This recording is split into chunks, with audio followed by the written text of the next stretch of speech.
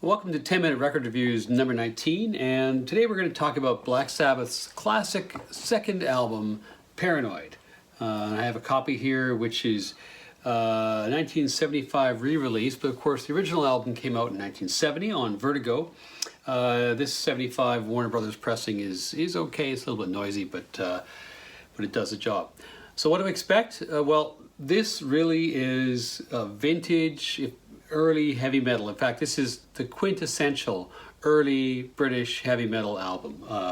More so than their debut, and certainly more so than anything that, say, Zeppelin or Sabbath were producing around the same time. This is absolutely pure, quintessential heavy metal.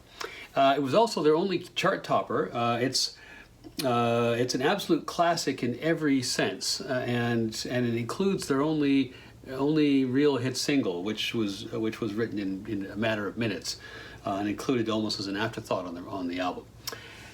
So about this album, so pretty much every cliche that we've come to associate with heavy metal is on this record.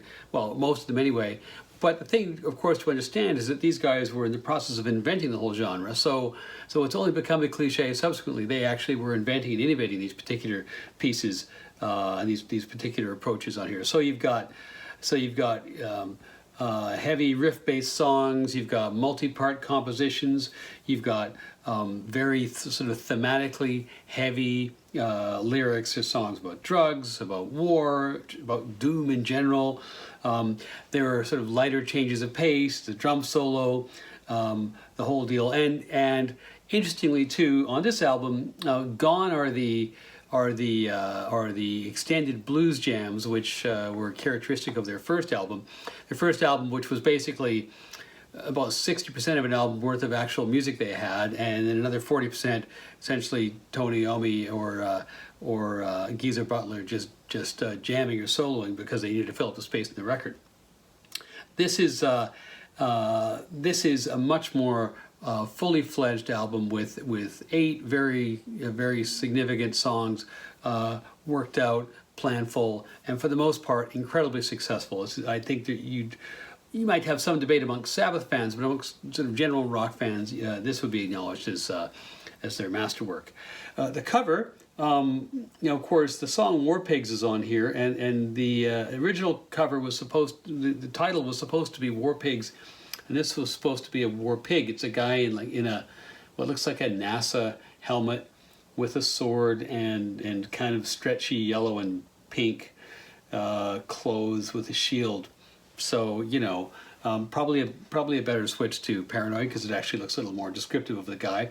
The original title of the album was actually and of the song was supposed to be Walpurgis, which is essentially a satanic ritual similar to but not exactly the same as Christmas. But the record company asked them to write one more song. That song ended up being Paranoid. The record company quite rightly knew that song would drive album sales, and hence the title change. All the way through, the production is wonderful by Roger Bain, as was true of so much of Sabbath's early work. Wonderful, but also quite innovative. So in terms of the music, side 1, probably a contender for the greatest album side in rock history, and there's scarcely a weak moment on it. It starts with "War Pigs," which of course was their big anti-war song. It was and has been historically their presuming they don't ever get back together again. It was their concert opener for the lion's share of the gigs they gave. It's notoriously the song in which Butler, who is a lyricist, rhymes masses with masses for Ozzy to sing. And it has, lots been said about this song. I simply love the instrumental break, or the instrumental piece towards the end of the song, which is this wonderful melody which Tony plays on guitar. Ozzy notoriously would sing over this beautiful piece of music in concert by sort of going la la la la la, la over top of the music. But what are you going to do? Ozzy's Ozzy, I guess. And it's also got this weird sped up ending, which I don't think does the song any favors, but whatever. It's a phenomenal song. Followed by Paranoid, written in 5 minutes, recorded in 20 minutes, their biggest ever hit.